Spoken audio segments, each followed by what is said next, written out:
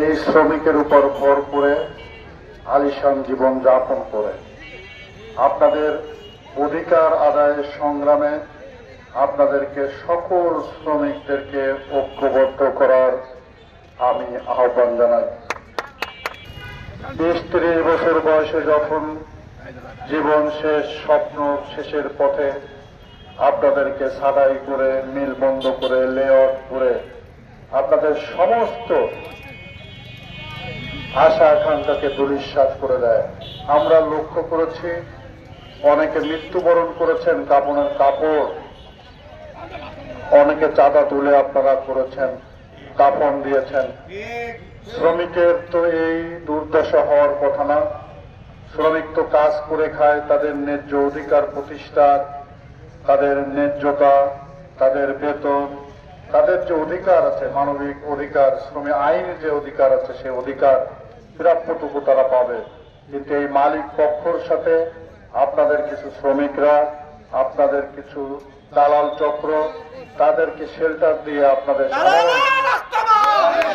সর্বপ্রথম আপনাদেরকে সরে আসতে হবে। দালালদেরকে চিহ্নিত করতে হবে, নিজেদের মধ্যে ঐক্য গড়ে তুলতে হবে এবং আপনাদের সকল শ্রমিকদেরকে একযোগে রাজপথে আনতে হবে। তাহলেই না আপনাদের অধিকার প্রতিষ্ঠা হবে।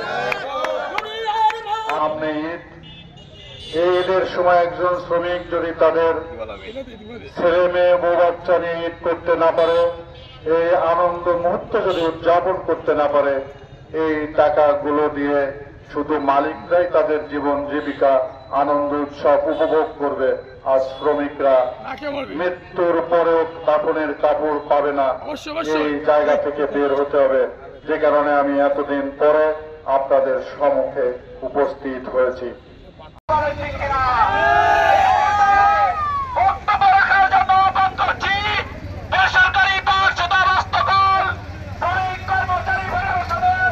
কোনো ফয়সালা না করা হয় এবং শ্রমিক যদি এইভাবে নির্যাতিত নিপীড়িত হয়, তাহলে আমরা বাধ্য হব।